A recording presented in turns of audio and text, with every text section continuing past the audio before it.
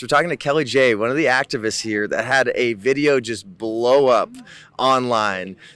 When you were talking to someone that was a Leah Thomas supporter, you said, "I know that is not a woman." And then when they went back, said, "Are you a biologist?" And you said, "I'm not a vet, but I know what a dog is." Are you a biologist? Oh my God, don't be ridiculous. I'm not a vet, but I know what a dog is.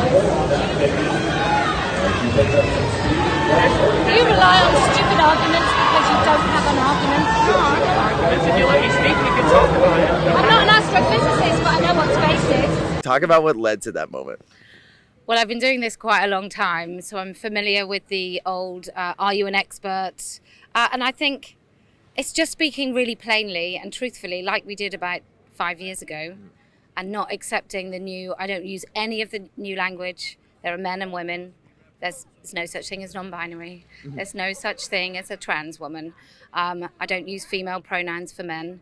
I'm really, really rigid. I have to hold the line because I run an organisation called Standing for Women. So if I can't hold the line, then I can't expect anyone else to. But Kelly, so many people are going to tell you you're anti-science, and they're going to tell you trust the science, just like they've been telling everybody across the world the last 2+ years. You say something like that, there's no such thing as non-binary, it's just male and female. How do you respond to those? Well, Galileo was eventually proven right. So I'm quite happy that I'm right. I'm 100% right. There is not a doubt in my mind. And most people know it, which is why their arguments are so ridiculous. Why do so many people believe these lies? Because you've got a captured school system, you've got a captured government, you've got really powerful lobby groups like HRC who campaign for atrocious things like men, really violent men into women's prisons. And I think once there's so much money in it, it's really, really difficult to resist. So the girls here, they don't just lose their swim race, right? They lose their ability to be on the team, they lose their scholarships, they lose their job opportunities, they lose all their life chances if they just say, I don't want that man swimming in a women's race.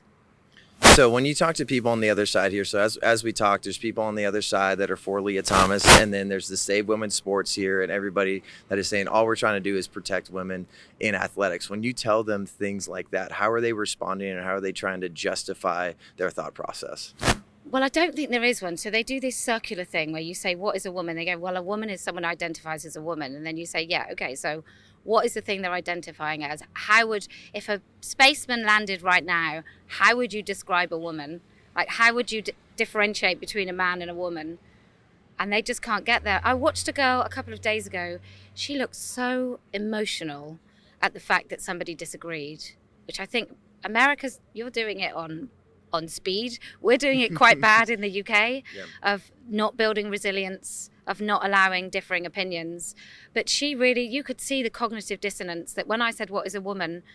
She didn't even use any words. She just couldn't answer. I mean, that's frightening. Yeah, and I feel like that's what we cover here at Turning Point USA is what's going on in college campuses. It's turned into indoctrination centers. So when all your response is trans women are women, but I'm getting back to the point of what is a woman. And I know we've talked so much about the abortion debate too, or they're saying, men on your side, if you don't have a uterus, you don't have an opinion. But it's saying also too, you're saying that Leah is a woman and Leah doesn't have a uterus. So it's almost like long division to me. Where like you start losing it and then you're just like, how did I get the wrong answer? You need to go back up to the top and realize, where did I go wrong? And I don't think that's happening on college campuses. Well, it's quite incredible. You evil, overprivileged white men, you can become the most vulnerable group in society. You don't even have to do much, but maybe just change your name or wear a dress. How do you encourage and give people the tools and resources to break this down? Because not everybody's going to think in their mind, I'm not a vet, but I know what a dog is. Well, I got an email from a gentleman this morning who said, I've got a daughter, what can I do? And I said, well, you just speak. You talk to your friends, you talk to your community. If you go to church, you talk to your church. You go and attend your school board, and you talk to your children before anybody else can capture them. And you just do that until you lose your voice, because they can't. When a mass sort of psychosis of lies lands upon a nation, it will rely on the silence of so many in order to take a foothold, and that's exactly what it's done. So you just have to speak boldly, and we know we're right. We know what the truth is, and so we have to be brave and speak it. I know I said that was my final question. Here's a bonus one.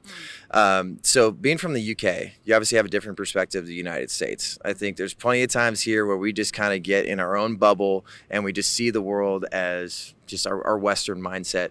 What would you do to encourage Americans to kind of like look outside of themselves and think that like this isn't just an American issue, this is a world cultural issue?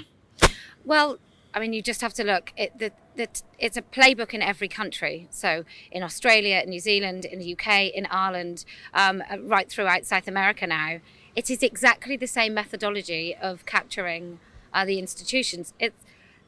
I don't believe in conspiracy theories, but if somebody just lifted the lid off there and there were 5 people just playing a game of Risk, and transgenderism was like the ruin the world thing, or if it was, if there are Chinese bot farms or Russian bot farms, I think this is a pretty good way to absolutely destroy the West. So to look outside for Americans, I think you just have to listen. I think there's always a good listening and, communication. It's the same in every relationship. You just have to keep talking. And then where can people follow you and make sure they support all your work? So many places. So I'm Kellie-Jay Keen on YouTube. I'm banned from Twitter since 2018 for saying women. Congratulations. Thanks. I did say women don't have penises. I've also been interviewed twice by the British police for saying women don't have penises and transing children is abuse. So Kellie-Jay Keen on YouTube, Posie Parker on Instagram. Where else am I? I do have a Standing for Women Twitter account run by someone else, standingforwomen.com and adulthumanfemale.store.